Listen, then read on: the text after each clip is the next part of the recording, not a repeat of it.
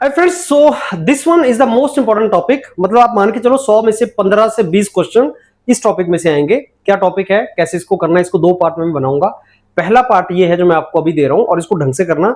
Maharashtra public service commission ITI principal vice principal के exam के लिए 20 क्वेश्चन, 15 से 20 क्वेश्चन आपके अगर फरवरी 25 वाला एग्जाम देखेंगे उसमें भी आए हैं, और मेरे को लगता है 16 अगस्त वाले एग्जाम में भी आएंगे।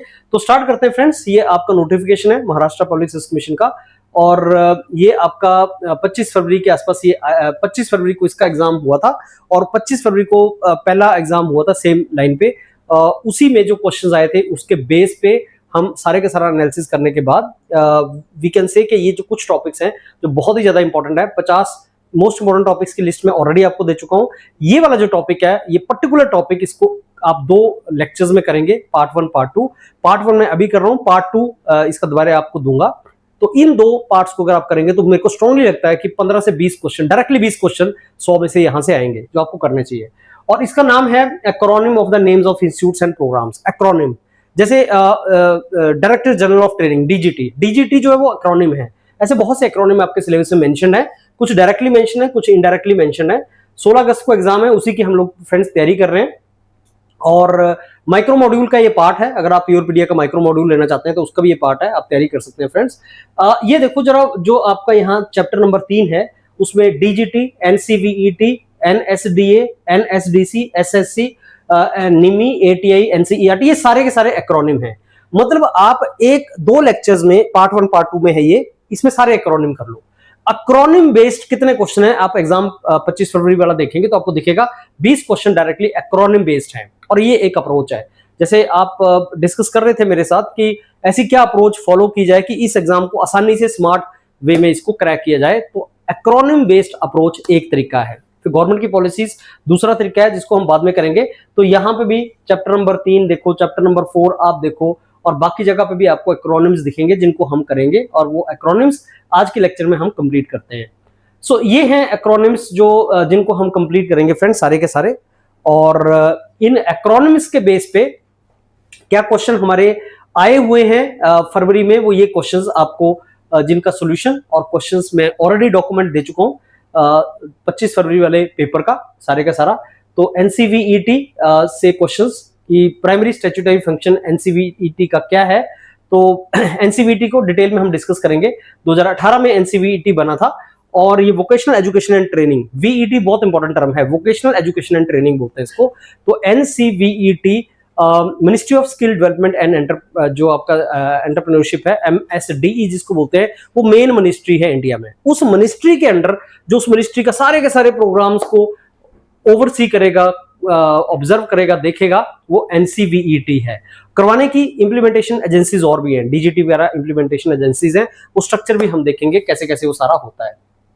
फिर नैप्स स्कीम जो है वो आपकी नैप्स स्कीम आपका एक बेसिकली अप्रेंटिसशिप प्रमोशन स्कीम है। और यहाँ पे नेशनल अप्रेंटिसशिप जो स्कीम है वो अप्रेंटिसशिप एक्ट जो आपका 1961 वाला एक्ट है, उसके साथ अगर जोड़ोगे तो 5-6 क्वेश्चन यहाँ से बनते हैं आपके। तो नैप्स अपने आप में बहुत ज्यादा इंपॉर्टेंट एक स्कीम है जहां से क्वेश्चन आया था। फिर नेशनल स्किल क्वालिफिकेशन फ्रेमवर्क में से जो क्वेश्चन आया हुआ है, ये देखते चले जाओ। एंड में जब आप कंप्लीट कर लोगे दोनों लेक्चर्स तो आपके सारे क्वेश्चन निकल जाएंगे। वैसे एआईसीटी में से क्वेश्चन ये 25 में आए हुए question. Skill development, national skill development corporation, NSDC, ये पब्लिक प्राइवेट पार्टनरशिप मोड पे काम करता है। क्या इसको याद करने के तरीके हैं। फिर नीति आयोग में से क्वेश्चन पॉजिटिवली बनता है, नीति आयोग भी एक इंपॉर्टेंट टॉपिक है आपका। फिर उसी तरीके से national institute of entrepreneurship and small business development, फिर प्रधानमंत्री कौशल विकास योजना और recognition for prior learning. NCVT, NCVT अब नहीं है, अब एनसीवीटी और एनसीवीटी को ही एनसीवीईटी में डाल दिया है, पुरानी गवर्नमेंट का था। एनसीवीटी और एनएसडीए को मर्ज करके एनसीवीईटी बन गया है। डीजीटी, तो क्या उसका रिक्वायरमेंट है एडमिशन 2 साल के आईटीआई कोर्स के लिए। वोकेशनल एजुकेशन प्रोग्राम्स सारे के सारे acronym. National curriculum framework 2005,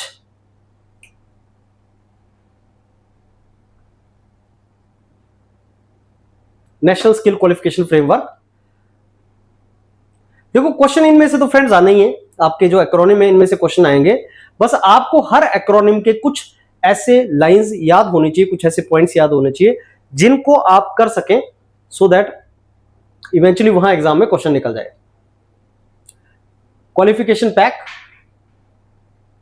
stripe project, तो मेरे को लगता है 20 के आसपास क्वेश्चन है, 100 में से 20 के क्वेश्चन आपके इसी में से आए हैं। ये हम लास्ट में देखेंगे। ये जितना भी मैंने आपको स्ट्रक्चर बना के दिया है इसमें ऑर्गेनाइजेशन का, सबसे ऊपर आता है ministry of skill development and entrepreneurship, जो गवर्नमेंट ऑफ इंडिया की मिनिस्ट्री है। इसका काम है पॉलिसी बनाना और ओवरऑल देखना, पॉलिसी बनाना, ओवरऑल गवर्नेंस करना, इसका काम है। उसके नीचे आते हैं डीजीटी, एनसीवीईटी, एनएसडीसी, फिर नीचे आता है national skill qualification framework, SSC, ये सारे उसके बाद आते हैं। फिर क्वालिफिकेशन फ्रेमवर्क आता है जो एनओएस के साथ जुड़ा हुआ है। एनओएस इवेंचुअली आपका असेसमेंट करता है। तो ये सारे के सारा लास्ट में अगर आप इस टेबल को देखेंगे तो आपको बिल्कुल समझ आ जाएगा हम क्या बताने की ट्राई कर रहे हैं। फिर director general of training, DGT किस किस से डील करता है, आईटीआई जो होते हैं डीजीटी उनके साथ डील करता है, नेशनल स्किल ट्रेनिंग इंस्टीट्यूट्स हैं उनके साथ डील करता है, और अप्रेंटिसशिप में जो सर्टिफिकेशन मिलता है तो डीजीटी का काम होता है इन ऑर्गेनाइजेशन के साथ कि ये अपना सर्टिफिकेशन आगे दे सके। तो डीजीटी इन 3 ऑर्गेनाइजेशन से डील करता है, जो बाद में हम देखेंगे। अगेन बाद में आएंगे, इस टेबल के ऊपर भी बाद में आएंगे, लास्ट में आएंगे। टेबल मैंने आपको पहले दे दी है, जो आपको मोस्ट इंपॉर्टेंट चीज है, जहां से एग्जाम में निकलेगा, और ये टेबल आपके बहुत ही ज्यादा इंपॉर्टेंट है, इनका आपको अंडरस्टैंड करना है। और इंडस्ट्री के साथ सेक्टर स्किल काउंसिल जुड़ी होती हैं। सेक्टर स्किल काउंसिल ये पता करती हैं कि इंडस्ट्रीज को किस चीज की रिक्वायरमेंट है, और यही फिर आपका नेशनल ऑक्यूपेशन स्टैंडर्ड बनाती हैं, जो क्वालिफिकेशन पैक बनता है। और क्वालिफिकेशन पैक फिर नेशनल स्किल क्वालिफिकेशन फ्रेमवर्क का पार्ट बनता है, जिसको एनसीवीईटी आपका रिकॉग्नाइज करता है। तो एक ही आपके चार्ट में आपको बहुत चीजें पता लगेंगी कि एनसीवीईटी का काम क्या होता है, डीजीटी का काम क्या होता है, और NCVET framework national skill qualification framework को अप्रूवल देता है, और वो फ्रेमवर्क बनता है क्वालिफिकेशन पैक के बेस पे, क्वालिफिकेशन पैक बनता है एनओएस के बेस पे, और एनओएस को बनाने में हेल्प करता है सेक्टर स्किल काउंसिल्स जो होती हैं, और वो इंडस्ट्री के कॉन्टैक्ट में होती है। तो इंडस्ट्री से लेके तो आपका करिकुलम डिजाइन और इंप्लीमेंटेशन तक, जब फिर इवेंचुअली आपका ट्रेनिंग इंस्टीट्यूट उसको ट्रेन करती हैं, वो सारे का सारा एक लिंक आपका बना हुआ है, जिसका आपको आइडिया होना चाहिए। अब स्टार्ट करते हैं। मैंने नेक्स्ट कपल ऑफ पेजेस में हर चीज को डिफाइन किया है। तो फ्रेंड्स ये समझो कि वोकेशनल एजुकेशन एंड ट्रेनिंग, जिसको वीईटी बोलते हैं, वोकेशनल एजुकेशन एंड ट्रेनिंग में सबसे ऊपर जो ऑर्गेनाइजेशन आती है इंडिया के अंदर, वो है आपका ministry of skill development and entrepreneurship. तो ये आपका सबसे ऊपर आपका बनेगा। मेरे को इसका फॉन्ट थोड़ा सा बढ़ा देता हूं। तो ministry of skill development and entrepreneurship, जिसको एमएसडीई बोलते हैं, ये सबसे ऊपर आता है। तो एमएसडीई 9 नवंबर 2014 को बनी थी। आप जानते हैं कि ये जो प्रेजेंट गवर्नमेंट है, बीजेपी गवर्नमेंट, ये 2014 को बनी थी। इससे पहले कांग्रेस गवर्नमेंट थी। 2014 के बाद चीजें बहुत चेंज हुई हैं, नाम चेंज हुए हैं, जिनका आपको पता होना चाहिए। तो ये जो मिनिस्ट्री है एमएसडीई, जो सबसे ऊपर आती है, ये नोडल मिनिस्ट्री है वीईटी के लिए। वोकेशनल एजुकेशन एंड ट्रेनिंग के जितने भी काम हैं, एंटरप्रेन्योरशिप डेवलपमेंट है, उसके लिए जो मेन मिनिस्ट्री है कौन सी है, आपकी एमएसडीई। कब बनी थी? 9 नवंबर 2014 को बनी थी। इसका काम क्या है बेसिकली, कि जो स्किल गैप है, कि भाई इंडस्ट्री को जो लोग चाहिए, जो आपके पास स्किल है, उसके बीच में जो गैप है, उस गैप को खत्म करना। और ये बेसिकली जो जितने भी पॉलिसीज बनाने का काम है वो इस मिनिस्ट्री का है, और फिर उन पॉलिसीज को इस मिनिस्ट्री के अंदर जो बॉडीज हैं वो इंप्लीमेंट करवाती हैं। तो स्किल इंडिया मिशन जो गवर्नमेंट का 2015 में लॉन्च हुआ था, स्किल इंडिया मिशन को भी हम करेंगे। तो स्किल इंडिया मिशन 2015 में इस गवर्नमेंट ने लॉन्च किया था। उस स्किल इंडिया मिशन को देखने का काम इसी मिनिस्ट्री का है। ये मिनिस्ट्री ओवरसी करती है, मतलब देखती है काम किसका, डीजीटी का, एनसीवीईटी, इनके काम देखती है। तो 2 मेन बॉडी जिनका काम ये देखती है वो डायरेक्टर जनरल ट्रेनिंग और NCVET, national council for vocational education and training. तो डीजीटी और एनसीवीईटी, इनका जो मेन ओवरसी करने का काम है ministry of skill development and entrepreneurship का है। इनफैक्ट एनसीवीईटी इसके अंडर डायरेक्टली काम करती है, क्योंकि मिनिस्ट्री का काम होता है पॉलिसीज बनाना। उस पॉलिसीज को देखना कि वो ठीक चल रहा है, जैसे हमने बनाई थी कि नहीं, वो काम एनसीवीईटी करती है। और एनसीवीईटी जो पॉलिसीज इसने बनाई उसको इंप्लीमेंट करने का काम डीजीटी करता है। तो सर एनसीवीईटी इंप्लीमेंट नहीं करती, नहीं, वो बेसिकली देखती है कि ठीक हो रहा है कि नहीं हो रहा है, बाद में बताऊंगा। और क्योंकि गवर्नमेंट के अंडर डायरेक्टली काम करती है, तो अप्रूवल जो देना होता है वो ये देता है, और इंप्लीमेंट जो करना होता है वो ये करता है। ये दोनों ही बॉडीज किसके अंडर काम करती हैं, ministry of skill development and entrepreneurship. तो कई कामों के लिए तो डीजीटी भी आपका किसके अंडर ले रहा होता है, अपना जो काम वो एनसीवीईटी के अंडर लेता है। तो ministry of skill development and entrepreneurship सबसे ऊपर आ गया, और उसके नीचे आ गया एनसीवीईटी, नीचे डिस्कस करेंगे, और इवेंचुअली सारी बॉडीज उसके नीचे आते हैं। जैसे आईटीआई वगैरह जो है अपने, वो डीजीटी से भी इंस्ट्रक्शन लेते हैं। आईटीआई जिसके लिए आप जा रहे हैं वो डीजीटी, डायरेक्टर जनरल ट्रेनिंग से भी बेसिकली लेते हैं उनको सारा इंप्लीमेंटेशन के लिए। वहां से आईटीआई को जितने भी ट्रेड्स वहां पे होते हैं सारे, वो डीजीटी से इंस्ट्रक्शन मिलती है। एमएसडीई और क्या क्या इंप्लीमेंट करता है? प्रधानमंत्री कौशल विकास योजना मेन फ्लैगशिप प्रोग्राम है, फिर नेशनल अप्रेंटिसशिप प्रमोशन स्कीम है, जन शिक्षण संस्थान है, स्किल इंडिया डिजिटल हब है। ये सारे के सारे इनको जो इंप्लीमेंट करने की ओवरऑल रिस्पॉन्सिबिलिटी है, ओवरऑल रिस्पॉन्सिबिलिटी वो ministry of skill development and entrepreneurship की है। लेकिन एक बात समझो कि ministry of skill development and entrepreneurship खुद इंप्लीमेंट नहीं करती है, करवाती है। किससे करवाती है? आगे आप पढ़ोगे, अलग अलग बॉडीज आएंगी। तो ये जो मिनिस्ट्री है ये स्टेट गवर्नमेंट्स के साथ, सेक्टर स्किल काउंसिल वगैरह के साथ, या बाकी एजुकेशन इंस्टीट्यूट के साथ मिलकर काम करती है। ओवरऑल इसका मॉनिटरिंग का काम है, देखने का काम है, राइट। प्रेजेंटली जयंत चौधरी जो है वो मिनिस्टर ऑफ स्टेट है इस मिनिस्ट्री के। अब चलते हैं next, national council for vocational education and training. Ministry of skill development and entrepreneurship overall ministry है। अब उसके अंदर जो सारा उसका काम धाम ऑब्जर्व करेगा वो है एनसीवीईटी। वीटी तो समझ आ गया आपको, vocational education and training. National council उसका जो है ये 2018 में बनी थी। मिनिस्ट्री कब बनी थी? 14 में बनी थी, नवंबर में। और ये कब बनी? 2018 में बनी। और ये बेसिकली इस मिनिस्ट्री ने, ministry of skill development and entrepreneurship ने इसको बनाया एज नेशनल रेगुलेटर। रेगुलेट करना सारे के सारे वोकेशनल एजुकेशन एंड ट्रेनिंग को, मॉनिटर करना, मतलब ओवरऑल रिस्पॉन्सिबिलिटी किसकी है? मिनिस्ट्री की। और मिनिस्ट्री ने आगे काम किसको दे दिया? एनसीवीईटी को, जो रेगुलेट करेगी। ये रेगुलेटरी बॉडी है, राइट। इंप्लीमेंट कौन करेगा? Director general of training. Regulate कौन करेगा? एनसीवीईटी। ऐसे टर्म्स आपने एग्जाम में ढूंढने हैं जो आएंगे। अब ये बहुत इंपॉर्टेंट बात कि कांग्रेस गवर्नमेंट के टाइम पे जो ये दो बॉडीज होती थी, NCVT, national council for vocational training, ये कांग्रेस के टाइम पे होता था। If I am not wrong 2005 में बना था। साथ में national skill development agency NSDA. तो friends NSDA plus NCVT, question NCVT का भी आया हुआ है, ये कांग्रेस के टाइम था जिनको मर्ज करके एनसीवीईटी बना दिया गया। एग्जाम में क्वेश्चन आ सकता है कि एनसीवीईटी जो 2018 में बना बीजेपी गवर्नमेंट ने, उससे पहले इसके अवतार क्या थे? तो इन दोनों को जोड़ दो तो एनसीवीईटी बन जाएगा। और ये बेसिकली कांग्रेस के टाइम थे। अब सिंगल रेगुलेटरी बॉडी बन गई। काम क्या है इसका? रेगुलेट करना, स्टैंडर्डाइज करना और इंप्रूव करना क्वालिटी को। वोकेशनल एजुकेशन और स्किल डेवलपमेंट से रिलेटेड जितने भी कोर्स हैं उसकी क्वालिटी को इंप्रूव करना, स्टैंडर्डाइज करना, रेगुलेट करना। ये टर्म्स आपने याद करनी। रेगुलेट करना, साथ में स्टैंडर्डाइज करना, स्टैंडर्ड बनाने उसके, और क्वालिटी देखना। ये एनसीवीईटी का काम है। और एनसीवीईटी ये डायरेक्टली काम करती है MSD, ministry of skill development के under. Ministry of skill development 2014 नवंबर में बनी थी, ये 2018 में बनी। और इसको बनाया गया तो ये दोनों को मर्ज करके ये ऑर्गेनाइजेशन बन गई। रिकॉग्नाइज करती है, रेगुलेट करती है, मॉनिटर करती है जो अवार्डिंग बॉडीज हैं या असेसमेंट बॉडीज है। अवार्डिंग बॉडीज मतलब जो सर्टिफिकेट देती हैं, जो अवार्ड करती हैं। भाई मैंने ट्रेनिंग की, मैंने अप्रेंटिसशिप की, तो मेरे को सर्टिफिकेट मिलेगा। तो जो अवार्डिंग बॉडी जो सर्टिफिकेट देती है उनको ये ऑब्जर्व करती है। तो बहुत ऊपर बैठी हुई है ये बॉडी।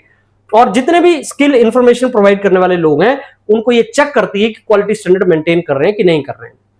सो अप्रूवल जो देते हैं क्वालिफिकेशन का, अब बाद में आप पढ़ोगे नेशनल स्किल क्वालिफिकेशन फ्रेमवर्क। ये नेशनल स्किल क्वालिफिकेशन फ्रेमवर्क जो है ये बताएगा कि क्वालिफिकेशन, स्किल क्वालिफिकेशन के लिए क्या ये फ्रेमवर्क ठीक है, मतलब आपके अंदर ये स्किल है तो आप क्वालिफाइड है। उस चीज को जो आपका अप्रूवल देगा कि हाँ ये ठीक है, एनएसक्यूएफ का जो आपका करिकुलम है ये ठीक है कि नहीं, वो एनएसवी, ये आपका national council of vocational education and training करेगा। तो ये अप्रूवल देता है, रिकॉग्नाइज करता है, रेगुलेट करता है, मॉनिटर करता है। ये टर्म्स आपने पढ़ लेनी, ये इसका काम है। फिर एनसीवीईटी जो है वो क्वालिटी एश्योरेंस में बड़ा ध्यान देता है। तो क्वालिटी जो टर्म है ना फ्रेंड्स, क्वालिटी एश्योरेंस, वो एनसीवीईटी के साथ रिलेटेड है। मॉनिटरिंग, रेगुलेशन, क्वालिटी, ये टर्म अगर आपके आंसर चॉइस में आए कि मॉनिटर कौन करता है, रेगुलेट कौन करता है, क्वालिटी कौन एश्योर करवाता है, फिर अप्रूवल कौन देता है अलग अलग बॉडीज को, वो एनसीवीईटी। तो मिनिस्ट्री ने अपना काम इसको दे दिया। अब जो डायरेक्टर जनरल ऑफ ट्रेनिंग है वो बेसिकली रिकॉग्नाइज्ड अवार्डिंग बॉडी है एनसीवीईटी के अंदर। मैंने आपको बताया कि अवार्डिंग बॉडी एनसीवीईटी नहीं है, अवार्डिंग बॉडी कोई और है। जैसे एनजीटी अवार्ड कर देगा, लेकिन एनसीवीईटी रेगुलेट करता है और अप्रूव करता है क्वालिफिकेशन, सर्टिफिकेशन फ्रेमवर्क वगैरह, और क्वालिटी इंश्योर करवाता है। तो एनसीवीईटी का काम है ये चीजों को रेगुलेट करना। और डीजीटी का काम है इस सारी की सारी चीज को बेसिकली आपका उसको प्रोवाइड करना, जो बॉडीज है और अवॉर्डिंग बॉडीज को बेसिकली रिकॉग्नाइज्ड जो बॉडी है, अवॉर्डिंग बॉडी, वो ये है सारी। तो कोऑर्डिनेशन करवाता है एनसीवीटी। अब यहां पे ना नीचे लास्ट में मैंने मेंशन भी किया है रिलेशन क्या है। तो पॉलिसी बनाने का काम ministry of skill development and entrepreneurship का, एनसीवीटी का काम क्वालिटी चेक करना, रेगुलेट करना, स्टैंडर्ड बनाना और एमएसडीई के अंडर ये सारी चीजों का काम करना। डीजीटी का काम क्या, डायरेक्टर जनरल ट्रेनिंग का ट्रेनिंग इंप्लीमेंटेशन करवाना। और डीजीटी जो है वो अंडर काम करेगा किसके, मिनिस्ट्री ऑफ स्किल डेवलपमेंट के तो करेगा ही, एनसीवीईटी के अंडर भी काम करेगा, क्योंकि एनसीवीईटी का काम है कि देखो तुम ढंग से इंप्लीमेंट कर रहे हो कि नहीं, उसको ओवरसी करना, उसको मॉनिटर करना, उसको रेगुलेट करना, काम रेगुलेट करवाना सारा वो एनसीवीईटी का काम है। करवाएगा चाहे वो एनजीटी से करेगा, एनजीटी इंप्लीमेंट कौन करेगा, एनजीटी करेगा। तो डिलीवर और जो इंप्लीमेंट करेगा वो एनजीटी करेगा। ट्रेनिंग इंस्ट्रक्टर्स होते हैं जो बेसिकली इंस्ट्रक्टर्स को ट्रेन करता है, एनएसटीआई करता है।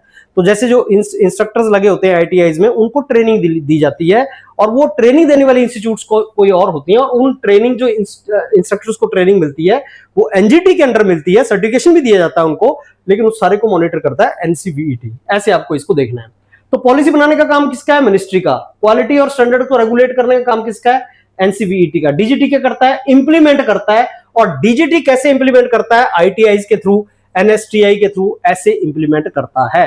तो अगर मैं देखूं तो एमएसडीई सबसे ऊपर आ गया, national council of vocational education training आ गया, डीजीटी आ गया, फिर आईटीआई आ गए, फिर आपका एनएसटीआई आ गया। तो ऐसे थोड़ा आपको आइडिया लगना स्टार्ट हो जाएगा कि सबसे ऊपर तो मिनिस्ट्री है, रेगुलेटरी बॉडी उसका एनसीवीईटी है, इंप्लीमेंटेशन बॉडी उसका एनजीटी है, और एनजीटी जो भी काम करवा रहा है, जैसे बच्चों को ट्रेनिंग दिलवा रहा है, वो आईटीआई के थ्रू करवा रहा है, और जो आपका ट्रेनर्स को ट्रेनिंग दी जा रही है वो एनएसटीआई के थ्रू दी जा रही है। फिर इनको सर्टिफिकेट मिलेंगे जो डीजीटी के अंडर होगा सारा, और डीजीटी को ओवरऑल को कौन देखेगा, एनसीवीईटी देखेगा। तो डीजीटी कंडक्ट करता है vocational training through ITI, NSTI, CTS, CITS, ये सारा हम बाद में देखेंगे।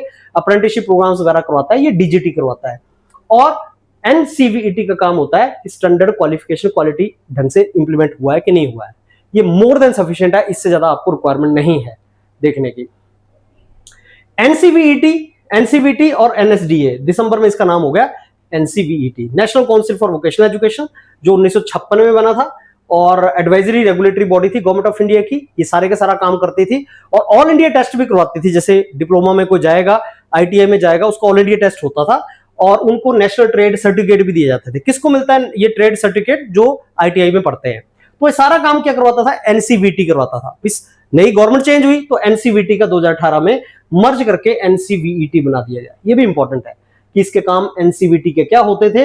अब ये बेसिकली एनसीवीटी आईटीआई को देखती थी, सेंट्रल रेगुलेटरी अथॉरिटी थी। फिर 2018 दिसंबर में एनसीवीटी को मर्ज कर दिया गया, एनसीवीईटी बना दिया गया, एनएसडीए के साथ मिलकर इसको बना दिया गया। तो ये आपकी पुरानी गवर्नमेंट की बात हो गई। और आईटीआई आपको पता ही है फ्रेंड्स, आईटीआई जो होते हैं वोकेशनल ट्रेनिंग इंस्टीट्यूट होते हैं जिसके लिए आप जा रहे हैं, और ये बेसिकली क्राफ्टमैन ट्रेनिंग स्कीम के अंडर बने हैं। क्राफ्ट्समैन ट्रेनिंग एक स्कीम होती है सीटीएस, उसके अंडर ये बनाए गए हैं। और जो आईटीआई का काम होता है ये बेसिकली क्राफ्ट्समैन को ट्रेनिंग देना, वो इसका काम होता है। और ये डायरेक्टली डीजीटी के अंडर काम करते हैं, और DGT ministry of skill development के अंडर काम करता है। लेकिन एक बात ध्यान से रखना, आप इंप्लॉय डीजीटी या ministry of skill development and entrepreneurship के नहीं होंगे, आप इंप्लॉय होंगे स्टेट गवर्नमेंट के। तो डे टू डे जो एडमिनिस्ट्रेशन है आईटीआई का वो स्टेट गवर्नमेंट देखती है, लेकिन ओवरऑल जो करिकुलम है, बाकी चीजें जो स्किल से रिलेटेड चीजें हैं, वो डायरेक्टर जनरल ऑफ ट्रेनिंग देखता है, जो further ministry of skill development के अंडर है। तो डीजीटी बेसिकली एक पूरे का पूरा नेशनल करिकुलम बनाता है, ट्रेड्स बनाता है कि ट्रेड्स क्या क्या आईटीआई के अंदर करवाए जाएंगे, ट्रेनिंग कैसी करवाई जाएगी, ये काम डीजीटी का है। जबकि डे टू डे एडमिनिस्ट्रेशन और फंडिंग आईटीआई को स्टेट गवर्नमेंट और यूनियन टेरिटरीज देते हैं। तो आईटीआई को दो तरफ से मिलता है, फंडिंग और एडमिनिस्ट्रेशन, और आपकी रिक्रूटमेंट स्टेट गवर्नमेंट करवा रही है, महाराष्ट्र पब्लिक सर्विस कमीशन करवा रहा है। लेकिन डीजीटी के अंदर आपके ट्रेड्स वगैरह आते हैं, राइट। आईटीआई का कोर्स जो है वो 160 इंजीनियरिंग ट्रेड्स वगैरह होते हैं, और आईटीआई के कोर्स जो है वो नेशनल स्किल क्वालिफिकेशन फ्रेमवर्क के साथ मर्ज करते हैं, उन्हीं से आते हैं सारे।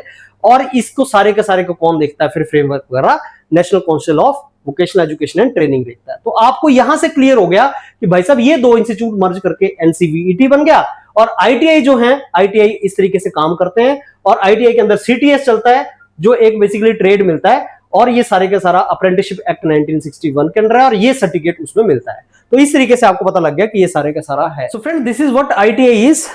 लेट मी टेल यू, जब आप स्किल ट्रेनिंग करते हैं, आपको स्किल ट्रेनिंग मिलती है, चाहे वो आईटीआई से मिले, चाहे वो अप्रेंटिसशिप से मिले, जो भी मिलती है, तो आपको सर्टिफिकेट दिया जाता है।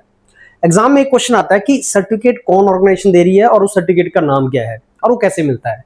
जैसे आईटीआई जब आपको वोकेशनल ट्रेनिंग इंस्टीट्यूट है, आप जानते हैं, और ये एस्टेब्लिश हुए थे under craftsman training scheme. Craftsman training scheme, crafts मतलब जिनको आप ट्रेनिंग दे रहे हो, बच्चों को जिनको तुम पढ़ा रहे हो आईटीआई में, उनको क्राफ्ट्समैन बोलते हैं। और जो वहां पे जिनको पढ़ाते हैं, जो आईटीआई में पढ़ाते हैं, वो आपके ट्रेनर जो होते हैं, वो अलग चीज है। वो इंस्ट्रक्टर होते हैं, वो इंस्ट्रक्टर टर्म इंस्ट्रक्टर है, उसमें वो आपका आई टर्म आएगा यहाँ पे। जैसे सीटीएस है, वहां पे इंस्ट्रक्टर ट्रेनिंग आता है। तो इंस्ट्रक्टर ट्रेनिंग और इंस्टीट्यूट देती हैं, जो आपके आईटीआई हैं वो क्राफ्ट्समैन ट्रेनिंग स्कीम होती है, उसके अंडर आईटीआई बने हुए हैं। और आईटीआई काम करते हैं डीजीटी के under, no doubt state government के अंडर भी होते हैं, डीजीटी के अंडर काम करते हैं जितना भी करिकुलम है। और engineering trades, non engineering trades, बहुत से ट्रेड्स होते हैं जो दिया जाता है। आईटीआई के जितने कोर्स हैं वो नेशनल स्किल क्वालिफिकेशन फ्रेमवर्क एक बना होता है, उसको भी डिस्कस करेंगे अभी, उसके अंडर बना होता है, जिसमें सारे के सारे सर्टिफिकेशन होते हैं। और ये सर्टिफिकेशन जो है national council for vocational education and training NCVET उनको अप्रूव करती है। एनसीवीईटी क्या है मैंने आपको पहले बता दिया, तो अप्रूव वो करती है।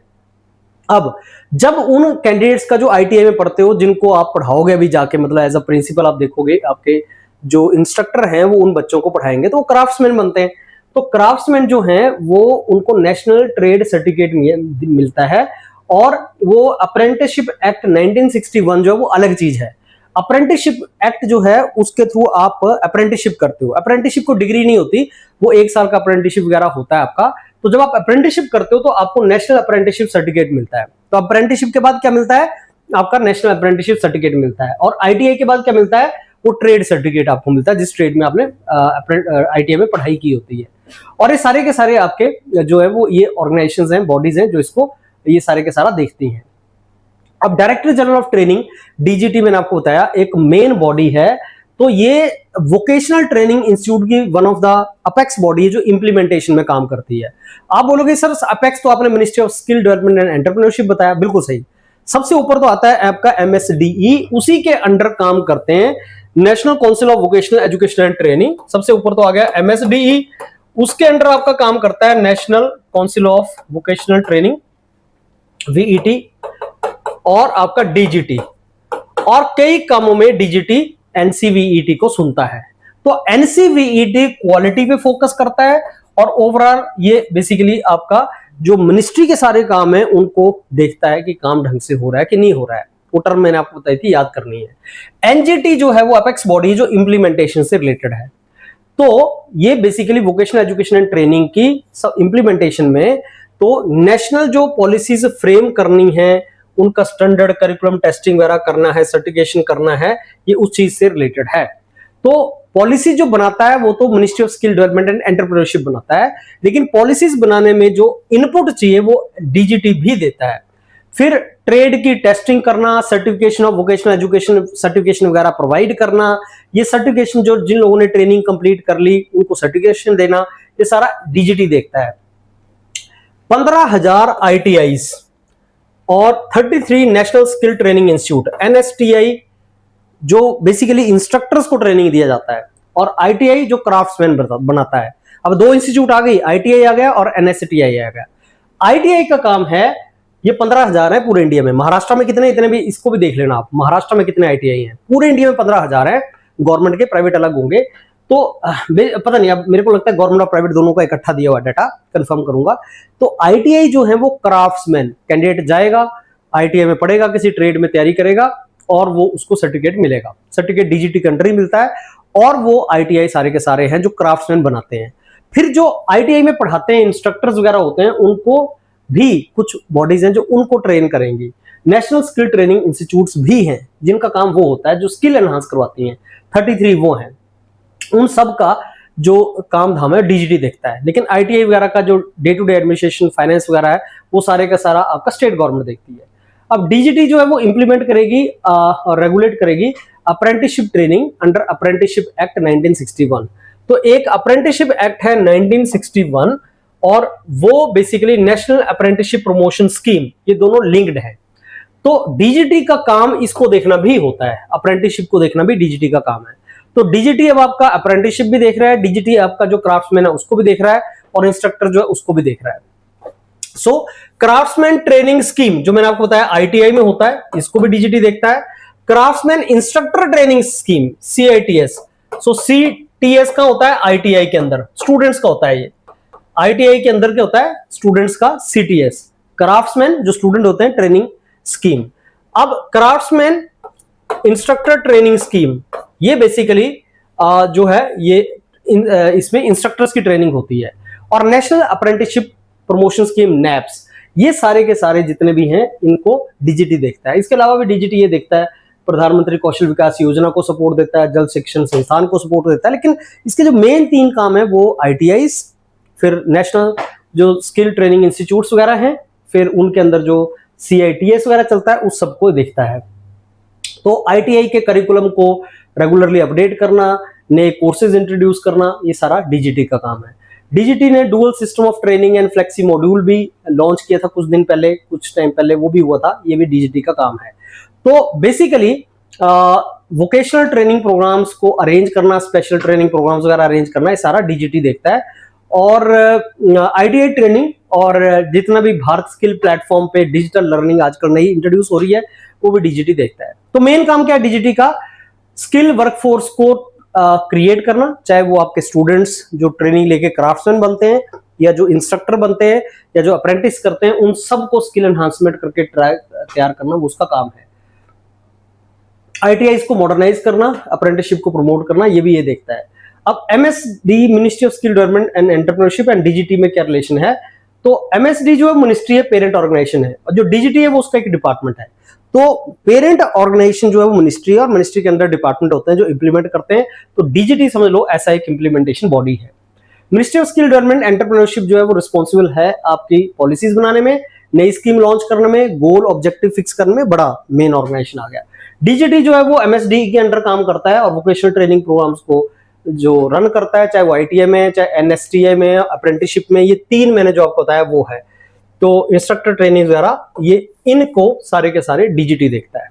तो ये आपका डीजीटी और उसके बीच में चीज क्लियर हो गई। अब नेशनल स्किल ट्रेनिंग इंस्टीट्यूट क्या है, ये वर्क करते हैं डीजीटी के अंडर जो मैंने आपको बताया। तो सबसे पहले ऊपर क्या आ गया, ऊपर आ गया साहब ministry of skill development and entrepreneurship. उसके बाद क्या आ गया, डीजीटी आ गया। डीजीटी क्या देख रहा है, अलग अलग काम देख रहा है। नेशनल स्किल ट्रेनिंग इंस्टीट्यूट को भी डीजीटी देख रहा है, राइट।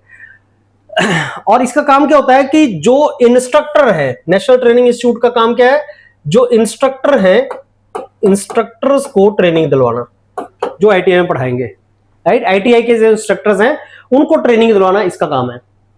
और ये कौन सी स्कीम इंट्रोड्यूस करता है, क्राफ्ट्समैन इंस्ट्रक्टर ट्रेनिंग स्कीम, बस बहुत ही सिंपल है। और एनएसटीआई जो है वो basically upskilling, refresher course, advancing training, ये सारे के सारे जो इंस्ट्रक्टर्स हैं उनको ये ट्रेनिंग दी जाती है। कितने एनएसटीआई हैं, और 19 उसमें नेशनल स्किल ट्रेनिंग इंस्टीट्यूट्स हैं सारे, जो वुमेन के लिए 19 टोटल, वुमेन के लिए टोटल 33 हैं। एग्जाम में एक क्वेश्चन भी आ सकता है। और कई इमर्जिंग टेक्नोलॉजीज में ट्रेनिंग इंट्रोड्यूस की जाती है। एनएसटीआई का स्ट्रॉन्ग इंडस्ट्री के साथ कोलैबोरेशन भी होता है और ये एनजीटी के अंडर काम करता है, राइट। तो इसका रोल होता है ऑब्वियसली जो करिकुलम बनाता है, करिकुलम इंट्रोड्यूस करता है, वो सारे के सारा डीजीटी के अंडर चीजें चलती हैं, लेकिन उसमें सपोर्ट एनएसटीआई का भी होता है, नेशनल स्किल ट्रेनिंग इंस्टीट्यूट का भी होता है। तो कॉम्पिटेंट इंस्ट्रक्टर्स को बनाना, वोकेशनल ट्रेनिंग इंपार्ट करने के लिए उसका मेन काम है। और रिलेशन क्या है, सबसे ऊपर आ गया ministry of skill development and entrepreneurship, उसके नीचे आ गया डीजीटी, उसके नीचे आ गया जो ट्रेनर ट्रेन करता है इंस्ट्रक्टर्स को, एनएसटीआई। अब मैंने आपको बताया कि crafts instructor training scheme CITS. अब सीआईटीएस सर्टिफिकेशन जो है आईटीआई में, अगर आपको इंस्ट्रक्टर बनना है, आप तो प्रिंसिपल वाइस प्रिंसिपल एग्जाम के लिए जा रहे हैं, लेकिन अगर आईटीआई में इंस्ट्रक्टर बनना है तो आपके पास ये आप सर्टिफिकेट होना चाहिए, और इस सर्टिफिकेट को नेशनल स्किल ट्रेनिंग इंस्टीट्यूट देता है, राइट। वो डीजीटी के अंडर काम करता है।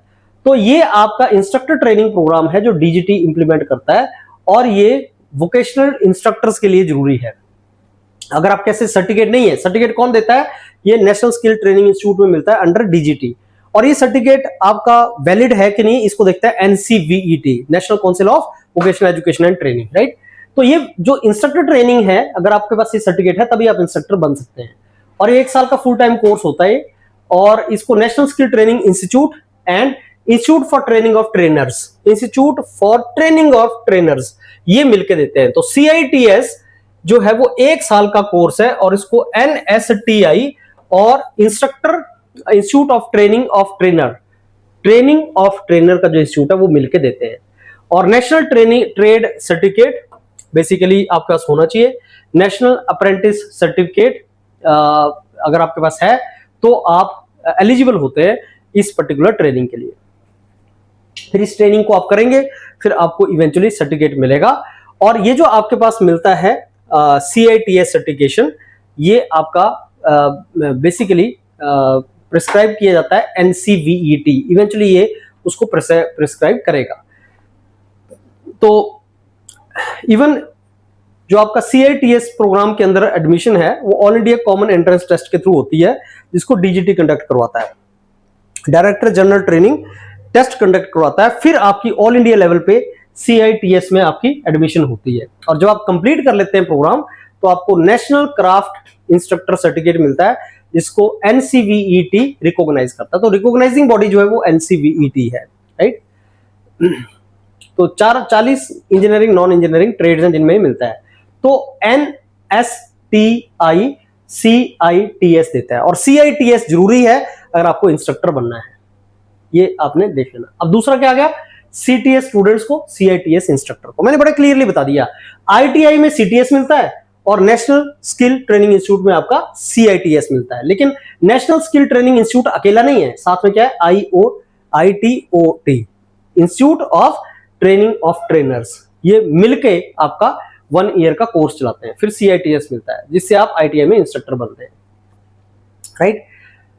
तो क्राफ्ट्समैन ट्रेनिंग स्कीम जो है वो ITI करता है और इंस्ट्रक्टर ट्रेनिंग स्कीम को जो है वो आपके national skill training institute and institute of training of trainer, same वही चीज ऊपर की वो मैं आपको यहां पे बता रहा हूं।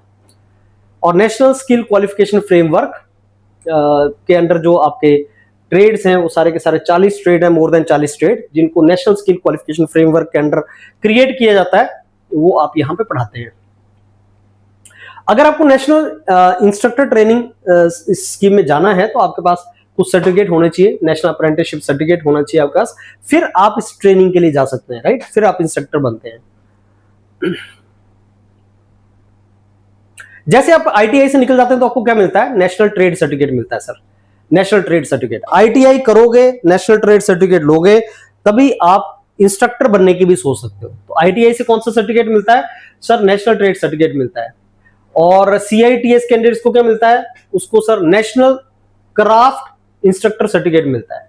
और ये दोनों NCVET इसको रिकॉग्नाइज करता है। तो रिलेशन थोड़ा सा, CTS कौन करते हैं, स्टूडेंट करते हैं, कहां करते हैं, ITI में करते हैं। क्या सर्टिफिकेट मिलता है, NTC मिलता है।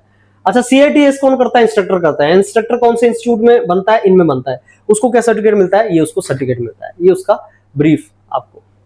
नेशनल स्किल डेवलपमेंट एजेंसी, अब ये नहीं है, अब इसको मर्ज कर दिया गया है NCVET में, इस गवर्नमेंट ने इसको मर्ज कर दिया है।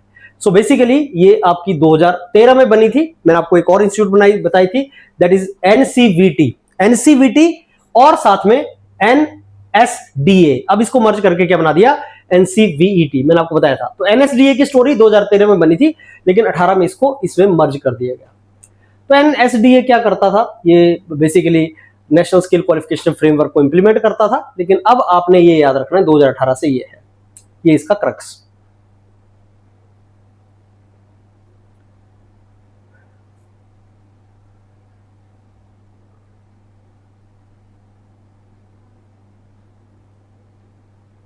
क्वेश्चन अभी भी इसमें से पूछे जाते हैं क्योंकि ये पब्लिक प्राइवेट पार्टनरशिप पे और sector skill councils basically develop करती हैं।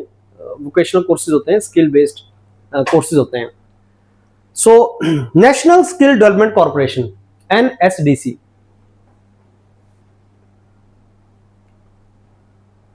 आपने कंफ्यूज नहीं होना, नेशनल स्किल डेवलपमेंट एजेंसी अब नहीं है, इसके साथ national skill development agency plus NCVT अब क्या बन गया है, NCVET, ये 2018 में।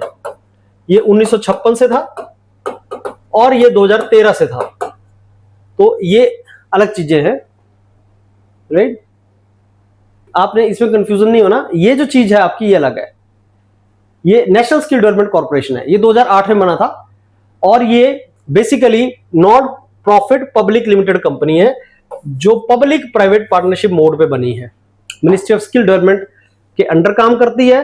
गवर्नमेंट का 49% स्टेक है और प्राइवेट सेक्टर का 51% स्टेक है। बहुत इंपॉर्टेंट ऑर्गेनाइजेशन है ये भी, और ये फंडिंग प्रोवाइड करती है। तो इसके नाम के साथ आपने दो चीजें याद रखनी, पब्लिक प्राइवेट पार्टनरशिप और फंडिंग प्रोवाइड करती है। ये भी मिनिस्ट्री ऑफ स्किल डेवलपमेंट में काम करती है, लेकिन ये गवर्नमेंट का बॉडी नहीं है, इसमें गवर्नमेंट का स्टेक 49% है। और ये सपोर्ट करता है, फंडिंग प्रोवाइड करता है, high quality vocational training institutes provide करता है, फाइनेंस असिस्टेंस प्रोवाइड करता है, ये टेक्निकल सपोर्ट और कैपेसिटी बिल्डिंग में काम करता है।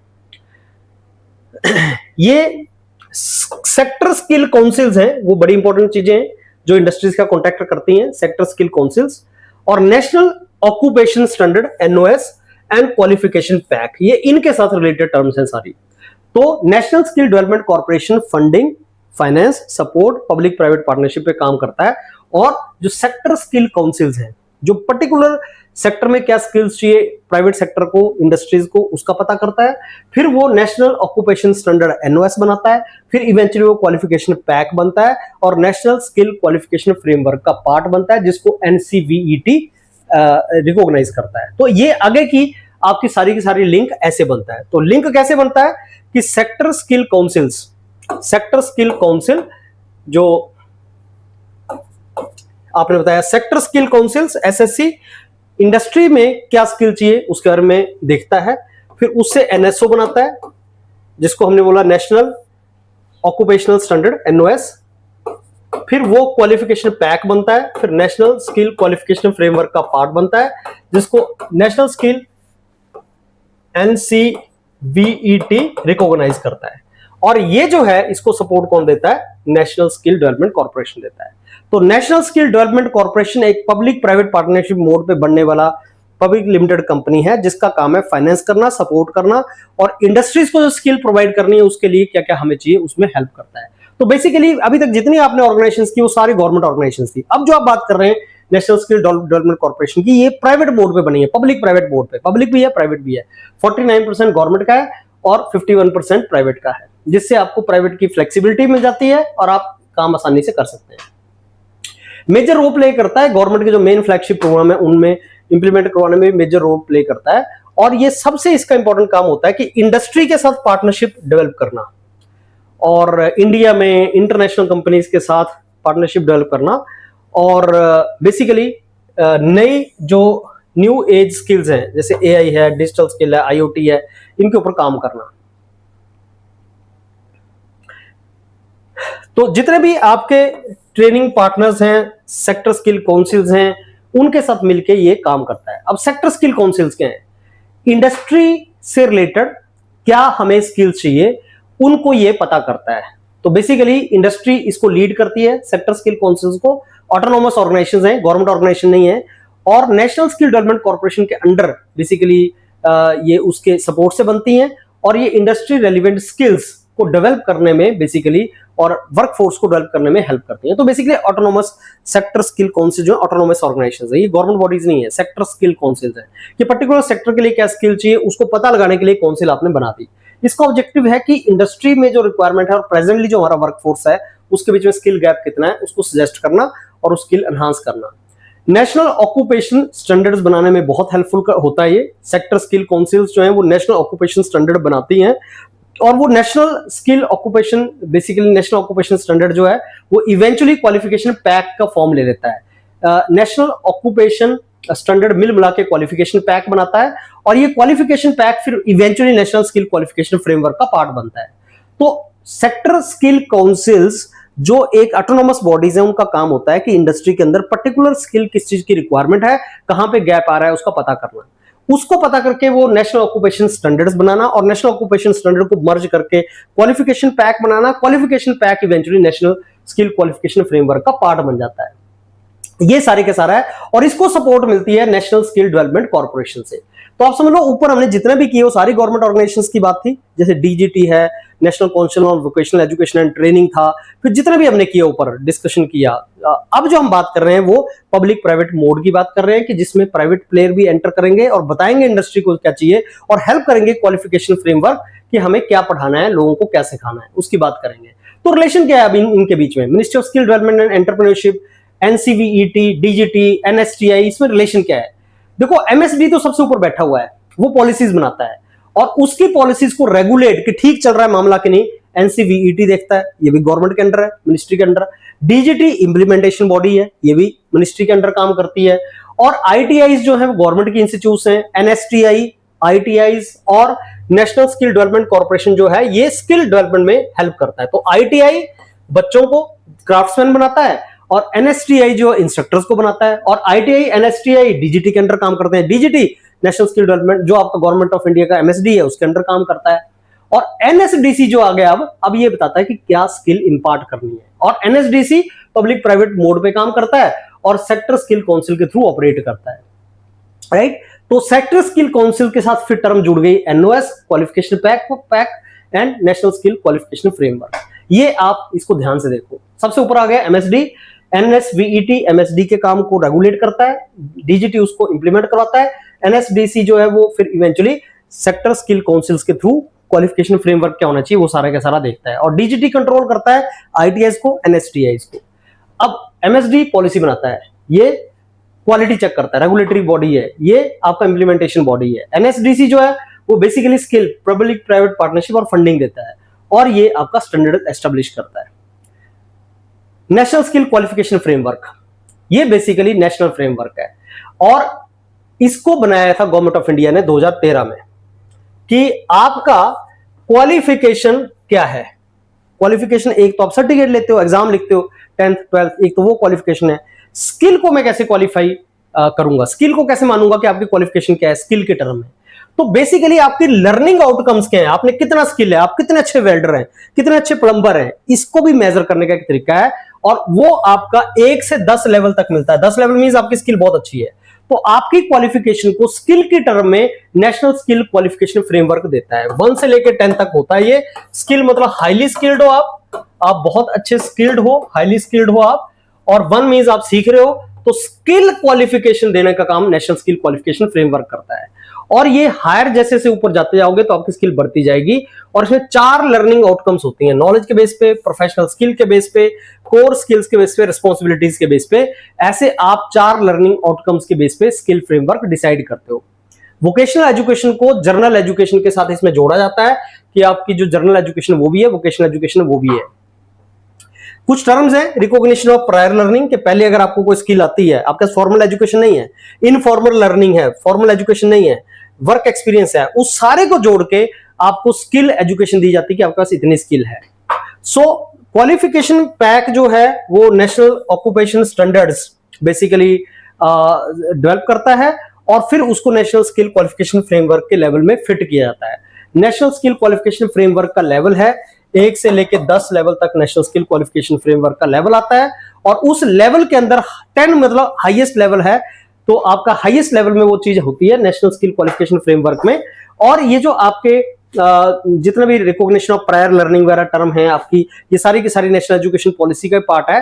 तो अगर आप वेल्डर हैं, आपके पास फॉर्मल एजुकेशन नहीं है, तब भी आपके पास आपको एक क्वालिफिकेशन, आपका स्किल के बेस पे आपको क्वालिफिकेशन मिलेगा, तो आपकी जो प्रायर लर्निंग है उसको रिकॉग्नाइज किया जाता है, नेशनल स्किल क्वालिफिकेशन फ्रेमवर्क के अंडर ही किया जाता है। तो जितना भी क्वालिफिकेशन पैक है जो आपका नेशनल ऑक्यूपेशन स्टैंडर्ड से बनता है, उसको फिर हम नेशनल स्किल क्वालिफिकेशन फ्रेमवर्क के अंदर डालते हैं।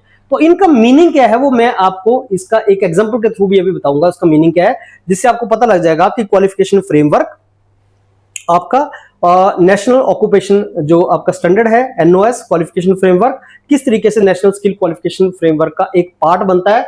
तो आपका qualification pack, NOS, national skill qualification framework, इसमें लिंक क्या है अभी आपको नीचे पता लग जाएगा। नेशनल ऑक्यूपेशन स्टैंडर्ड क्या है? इंडस्ट्री का एक बेंचमार्क, कि पर्टिकुलर स्किल अगर आपके पास है तो वो कैसे चेक करनी है, मतलब कितना स्किल आपके पास होना चाहिए, सो दैट मैं आपको बोलूं कि आपके पास ये क्वालिफिकेशन है। तो आपके पास नॉलेज, स्किल और परफॉर्मेंस क्राइटेरिया क्या होना चाहिए पर्टिकुलर जॉब को करने के लिए। कि अगर मैं आपको एक लेवल दूं, वेल्डर का लेवल आपका 1 है, तो कितनी स्किल होनी चाहिए, हैंड ऑन एक्सपीरियंस, कितना नॉलेज होना चाहिए आपके पास उस चीज को करने के लिए, और कितना आपके पास परफॉर्मेंस एक्सपर्टीज होना चाहिए। अगर वो आप डिस्प्ले कर दें तो मैं आपको एक लेवल दे दूंगा और नेशनल ऑक्यूपेशन स्टैंडर्ड आपको उसमें बेंचमार्क एक मिल जाएगा कि हाँ आप इसके लिए तैयार हैं। तो एनओएस जो है वो इंडस्ट्री ने बेंचमार्क बनाए हैं। एनओएस कौन देता है?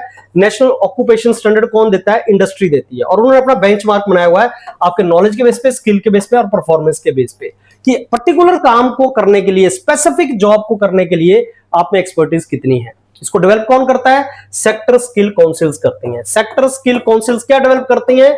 National occupation standard. National occupation standard क्या है? इंडस्ट्री ने जो बेंचमार्क बनाया है, किसी भी काम को करने का जो बेंचमार्क है वो इंडस्ट्री ने बनाया है, और वो इंडस्ट्री एक बेंचमार्क बनाती है और स्किल सेक्टर काउंसिल जो है वो उसको बेसिकली आपका बेंचमार्क इंडस्ट्री को देता है। हर एनओएस एक पर्टिकुलर काम को, एक पर्टिकुलर जॉब रोल को डिफाइन करता है। तो एक एनओएस एक जॉब रोल के लिए है, उसको बनाएगा कौन? सेक्टर स्किल काउंसिल्स डिसाइड करती हैं। कैसे? इंडस्ट्री से पूछ के। इंडस्ट्री से पूछते हैं कि आपको कितनी स्किल चाहिए, उन्होंने बोल दिया साहब इस काम को करने के लिए मेरे को इतनी स्किल चाहिए, वो आपका स्टैंडर्ड बन गया। तो वो बन गया एनओएस, पर्टिकुलर जॉब रोल के लिए एनओएस बन गया। किसने बनाया? एसएससी ने बनाया। अब कुछ जॉब रोल मिलके क्वालिफिकेशन पैक बन जाता है। मल्टीपल एनओएस मिल गए तो एक जॉब आपका एक क्वालिफिकेशन पैक बन गया। हर क्वालिफिकेशन पैक को फिर हम particular national skill qualification framework के साथ जोड़ देते हैं कि आपने क्वालिफिकेशन पैक आपके पास इतना है, अब आपके पास इतना क्वालिफिकेशन पैक आ गया तो नेशनल स्किल क्वालिफिकेशन फ्रेमवर्क आपको मिल गया। इसी को मैं एजुकेशन में ऐसे बोलूंगा कि आपने एग्जाम दिया 10th क्लास का, हिस्ट्री पढ़ी, वो एक आपका एनओएस हो गया, पॉलिटी पढ़ी, एनओएस हो गया, मैथ्स पढ़ा, एनओएस हो गया, सारे सब्जेक्ट पढ़ लिए, क्वालिफिकेशन पैक बन गया। क्वालिफिकेशन पैक करने के बाद आपने एग्जाम लिया, 10th का आपको नेशनल स्किल क्वालिफिकेशन फ्रेमवर्क मिल गया। तो ऐसे लिंक होता है ये। अब हम यहाँ एजुकेशन की बात नहीं कर रहे हैं, इंडस्ट्री स्किल की बात कर रहे हैं। पर्टिकुलर काम को करने के लिए, जॉब रोल को करने के लिए आपके पास एक्सपर्टीज है कि नहीं, वो एनओएस है। कौन डिसाइड करेगा? स्किल जो आपकी काउंसिल है, स्किल सेक्टर स्किल काउंसिल जो आपकी हैं वो डिसाइड करेंगी एनओएस। एक एनओएस हो गया, 2 एनओएस हो गया, फिर क्वालिफिकेशन पैक हो गया। क्वालिफिकेशन पैक को एनएसक्यूएफ के साथ हम जोड़ देते हैं, तो फिर आपका बेसिकली सारे का सारा ट्रेनिंग का करिकुलम बन जाएगा। ऐसे आपके आईटीआई के अंदर ट्रेनिंग के करिकुलम बनते हैं, राइट। सो इसको एग्जांपल के थ्रू अगर मैं देखूंगा तो इस तरीके से बनेगा। देखो सबसे पहले क्या होता है, इसको ध्यान से देखना। सेक्टर स्किल काउंसिल एनओएस बनाती है, एनओएस से क्वालिफिकेशन पैक बनता है, क्वालिफिकेशन पैक से नेशनल स्किल क्वालिफिकेशन फ्रेमवर्क में बनता है, फिर उसको रिकॉग्निशन कौन देता है? National council for vocational education and training. और ये किसके अंडर काम करती है? Ministry of skill development and entrepreneurship. अब देखो इसमें डीजीटी कहीं नहीं आया, डीजीटी बस इसमें होता है कि नेशनल स्किल क्वालिफिकेशन फ्रेमवर्क जो है उसको इंप्लीमेंट आईटीआईज में डीजीटी करवाता है, लेकिन क्या पढ़ाना है, करिकुलम कैसे करवाना है, नेशनल स्किल क्वालिफिकेशन फ्रेमवर्क देखता है। नेशनल स्किल क्वालिफिकेशन फ्रेमवर्क कैसे बनता है? क्वालिफिकेशन पैक के बेस पे बनता है। क्वालिफिकेशन पैक कैसे बनता है? एनओएस एक जॉब रोल है, एनओएस को कौन बनाता है? स्किल काउंसिल्स बनाती हैं, और उसके अंदर नेशनल स्किल डेवलपमेंट कॉर्पोरेशन जो बनी थी, जो प्राइवेट है, पब्लिक प्राइवेट मोड के ऊपर बनती है। तो इसके पीछे चले जाएंगे तो नेशनल स्किल डेवलपमेंट कॉर्पोरेशन जो इनके थ्रू ऑपरेट करता है, ऐसे ये सारे के सारा चलता है। जैसे अगर आपने इलेक्ट्रिशियन बनना है तो NOS 1 means, NOS 2 means, NOS 3 means, ये सब आपको आता है। अगर सब आपने कर लिए तो आपको क्वालिफिकेशन पैक मिल गया। क्वालिफिकेशन पैक अगर आपने एक डिस्प्ले कर दिया तो आपको लेवल 4 मिल गया। इतना करने के बाद लेवल 4 मिल गया, समथिंग लाइक दैट। समझ गए? तो एनओएस ये है, क्वालिफिकेशन पैक ये है, नेशनल स्किल क्वालिफिकेशन फ्रेमवर्क ये है। ये दूसरा एग्जांपल उसका बहुत ही ज्यादा important friends, national apprenticeship promotion scheme naps. ये 19 अगस्त 2016 को इंप्लीमेंट हुई थी, और इसका पर्पस था अप्रेंटिसशिप को ट्रेनिंग देना, एनकरेज करना कि अप्रेंटिसशिप मिले और उनको फाइनेंशियल सपोर्ट भी मिले। कौन करता है इसको? Director general of training under ministry of skill development और एंटरप्रेन्योरशिप करता है। और ये अप्रेंटिसशिप एक्ट 1961 के अंडर आता है। मैंने बताया था बहुत ही इंपॉर्टेंट है, 4-5 क्वेश्चन यहां से आते हैं। अप्रेंटिसशिप अपॉर्चुनिटीज मिले, एम्प्लॉयबिलिटी बढ़े, इसके लिए होता है ये। और ये जो एम्प्लॉयर हैं जो अप्रेंटिसशिप देंगे, अप्रेंटिसशिप तो इंडस्ट्री देगी, तो अप्रेंटिसशिप जो इंडस्ट्रीज देंगी, एम्प्लॉयर देगा, उनको फाइनेंशियल सपोर्ट मिलती है गवर्नमेंट की तरफ से कि आप इसको स्टार्ट कर सकते हैं, आप इनको सपोर्ट दे सकते हैं। ये डेजिग्नेटेड ट्रेड जो एनजीटी डिसाइड करता है उसमें भी होता है, और ऑप्शनल ट्रेड जो इंडस्ट्री डिसाइड करती है, दोनों में होता है। तो अप्रेंटिसशिप दोनों में आपका दिया जाता है।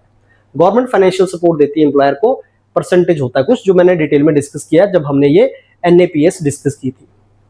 अप्रेंटिसशिप को ऑन द जॉब ट्रेनिंग मिलती है, ऑन हैंड एक्सपीरियंस मिलता है, ऑन द जॉब ट्रेनिंग मिलती है, और इसको बाद में नेशनल अप्रेंटिसशिप ट्रेनिंग जो स्कीम थी गवर्नमेंट की, इसको फिर नेशनल अप्रेंटिसशिप प्रमोशन स्कीम को जोड़ दिया गया, स्किल इंडिया मिशन के साथ, नेशनल स्किल क्वालिफिकेशन फ्रेमवर्क के साथ, इनके साथ इसको जोड़ दिया गया। तो इंप्लीमेंट कौन करता है इसको?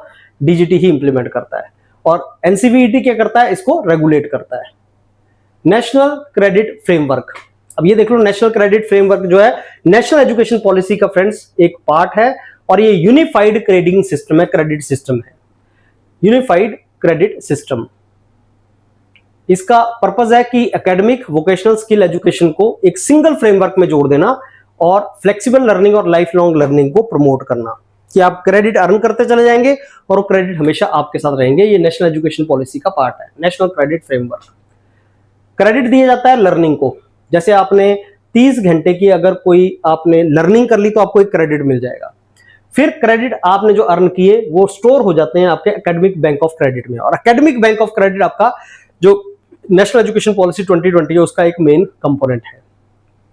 मल्टीपल एंट्री मल्टीपल एग्जिट, मतलब आपने क्रेडिट लिए, फिर आपने पढ़ाई छोड़ दिया, जो भी आपने स्किल लेना छोड़ दी, फिर दोबारा आए तो दोबारा आप क्रेडिट जोड़ सकते हैं, फिर ये सारे के सारे आपके क्रेडिट जो है वो आपके ऐड होते चले जाएंगे। और इसमें आपका चाहे एजुकेशन फॉर्मल है, चाहे इनफॉर्मल है, चाहे एक्सपीरियंस के थ्रू ऑन हैंड आपके एक्सपीरियंस है, आपकी अगर लर्निंग है तो आपकी प्रायर लर्निंग को भी रिकॉग्नाइज किया जाएगा, जिसको रिकॉग्निशन ऑफ प्रायर लर्निंग बोलते हैं। कि अगर आप वेल्डर हो, आपने एजुकेशन नहीं लिया लेकिन आप अच्छे वेल्डर हो, आपने सीख लिया क्योंकि आपके फादर वेल्डर थे, तो रिकॉग्निशन ऑफ प्रायर लर्निंग के अंदर ये चीज आपकी आती है, उसमें ऐड हो जाता है। तो एकेडमिक और वोकेशनल के बीच में जो डिफरेंस है उसको खत्म कर दिया जाता है, right. So national occupational standard हमने पहले डिस्कस किया। मल्टीपल NOS आपके क्वालिफिकेशन पैक बनते हैं, फिर इसको नेशनल स्किल क्वालिफिकेशन फ्रेमवर्क का पार्ट बना लिया जाता है। नेशनल क्रेडिट फ्रेमवर्क बेसिकली जो क्रेडिट उनको ट्रांसफर करता है इन क्वालिफिकेशंस के बीच में, ट्रांसफरेबल क्रेडिट होते हैं जो आपकी क्वालिफिकेशन के लिए, तो ये आपका क्वालिफिकेशन से रिलेटेड है।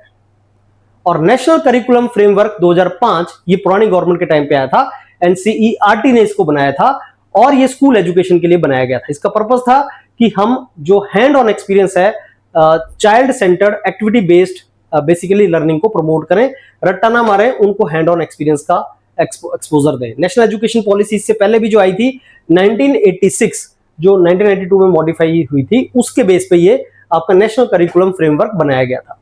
ये लर्निंग को रियल लाइफ लर्निंग के साथ जोड़ता है, और ये hand on experience, continuous education और मदर टंग में एजुकेशन दिया जाए, इसको फोकस करता है। ये इस गवर्नमेंट का पार्ट नहीं है, पुराने गवर्नमेंट का था, लेकिन उसमें बोला था कि थ्योरेटिकल नॉलेज ना देके बच्चों को हाथ से कुछ काम कराओ, सो दैट कंटिन्यूअस वो सीख सके।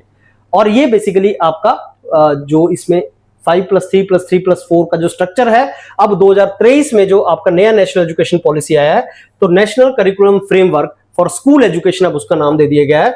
यहां से एग्जाम में क्वेश्चन आने के चांस है। National curriculum framework for school education जो बेसिकली इंडिया का ऑफिशियल करिकुलम है, जो अब NCERT ने डिजाइन किया है, right. So national education policy 2020 के अंडर आता है, और 3 से लेके 18 साल की एज के बीच में इसको बताया गया है। मदर टंग में, मदर लैंग्वेज में इसको बेसिकली पढ़ाया जाए, और मल्टीपल लैंग्वेजेस में इसको सिखाया जाए, इसके ऊपर फोकस रखा गया है। तो इसका जो सिस्टम है वो 5+3+3+4 है, instead of 10+2 system. So foundation age 3 से 8 साल, फिर प्रेपरेटरी स्टेज, फिर मिडिल स्टेज, फिर सेकेंडरी स्टेज, ऐसे इसको बांटा गया है। तो नेशनल काउंसिल फ्रेमवर्क जो 2005 में पिछली गवर्नमेंट लाई थी, अब ये गवर्नमेंट ने 2023 में इसको बोल दिया नेशनल जो आपका curriculum framework for school education, ये आपका बोल दिया गया।